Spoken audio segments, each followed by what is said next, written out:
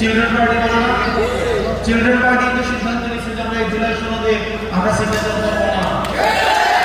আমাদের যে সংস্কারে যারা বাধা দিয়েছে, আমাদের জুলাইয়ের বিরুদ্ধে অবস্থান নিয়েছে, আমরা এই বাংলাদেশকে যারা সংস্কার বঞ্চিত করার ষড়যন্ত্র করেছে, আমরা সেগুলো বিচার অবশ্যই করব। জনগণ তাদেরকে ইতিমধ্যেই তাদেরকে প্রত্যাখ্যান করার প্রস্তুতি ইতিমধ্যেই নিয়ে রেখেছে, শুধুমাত্র ব্যালটের অপেক্ষায়। কিন্তু আমরা দেখছি এখন এই ব্যালটকে উল্টে দিতে বুলেট প্রস্তুত করে রাখা হচ্ছে। যারা ব্যালটের প্রস্তুতি না নিয়ে বুলেটের প্রস্তুতি নিচ্ছেন, মনে রাখবেন বাংলাদেশের জনগণ এমনি শান্ত, ভদ্র, বিনয়ী, অতিথিপরায়ণ, কিন্তু যখন জেগে ওঠে তখন তাকে কেউ আটকে রাখতে পারে না।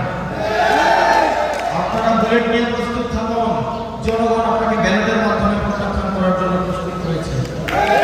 কংগ্রেস জনাব নাহিদ ইসলাম বলেছেন, আগামী 10 বছরের মধ্যে আমরা সরকার গঠন করব। সংস্কারের প্রশ্নে যতগুলো অবস্থান নিয়েছে, দিন শেষে বাংলাদেশের প্রত্যেকটি রাজনৈতিক দল সেই অবস্থানে এসে দাঁড়াতে বাধ্য হয়েছে। সংখ্যা দিয়ে বিচার করার কোনো লাভ নাই। আমরা পিচ্ছি পোলাপান আমাদেরকে বলে না, বাচ্চা পোলাপান। চিলড্রেন পার্টি বলে না? চিলড্রেন পার্টি তো সিদ্ধান্ত নিয়েছে যে আমরা এই জুলাই সনদে আমরা সিগনেচার করবো না। সিগনেচার করে আমরা তো গোপনে কামতেও দেখছি,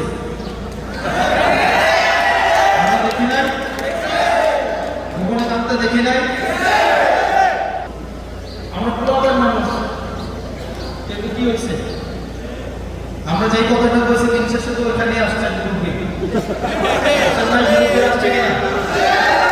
যেসব মুরব্বীরা আমাদেরকে বলে আমরা হচ্ছে চিলড্রেন পার্টি, চিলড্রেন না, এটা ভাবার দরকার নাই। আমাদের অভিজ্ঞতা, আপনাদের হয়তো অনেক অভিজ্ঞতা রয়েছে, লড়াই রয়েছে। আমরা অভিজ্ঞতা লড়াইয়ের প্রতি আমরা সংবেদনশীল। আপনারা রাস্তাটা চিনেন, সেটার প্রতি আমরা মর্যাদা দিই, কিন্তু আমরা জানি কিভাবে জুড়ে দৌড়াইতে হয়।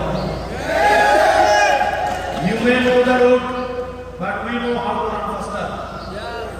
আপনি রাস্তাটা হয়তো চিনেন, কিন্তু কিভাবে জুড়ে দৌড়াইতে হয় সেটা আমরা জানি। চলেন, আপনি আমাদেরকে রাস্তা দেখান, আর আমরা জুড়ে দৌড়াবো, একসাথে বাংলাদেশটা বেরিয়ে নেব।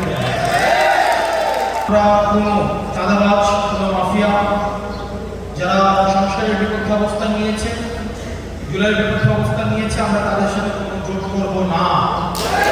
কিন্তু যারা সংস্কারের পক্ষে আছে, তারা যদি আমাদের সাথে যোগ করতে চায়, আমরা তাদের জন্য আমরা দরজা মুক্ত রেখেছি। যতই চেষ্টা করুক, আওয়ামী লীগ আর কেউ হইতে পারবে না। আমরা আওয়ামী লীগ হইতে দিব না।